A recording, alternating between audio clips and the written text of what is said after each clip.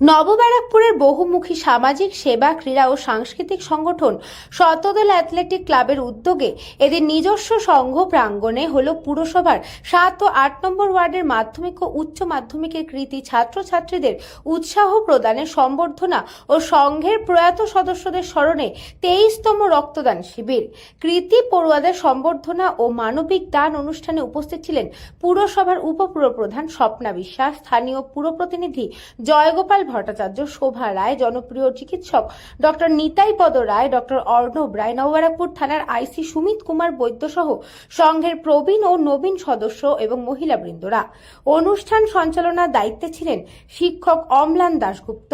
কৃতী পড়ুয়াদের স্মারক বই, কলম, মিষ্টি দিয়ে সম্মানিত করা হয়।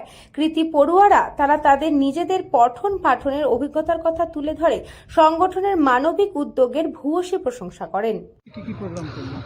আমরা শতদল অ্যাথলেটিক ক্লাবের পক্ষ থেকে নবব্যারাকপুর পৌরসভার 7 নম্বর এবং 8 নম্বর ওয়ার্ডের যারা মাধ্যমিক এবং উচ্চ মাধ্যমিক পরীক্ষায় কৃতিত্বের সঙ্গে উত্তীর্ণ হয়েছে, অর্থাৎ 75% এন্ড অ্যাবভ যারা নম্বর পেয়েছেন, তাদেরকে আমরা সম্বর্ধনা জ্ঞাপন করেছি উজ্জ্বল ভবিষ্যৎ গড়ার জন্যে।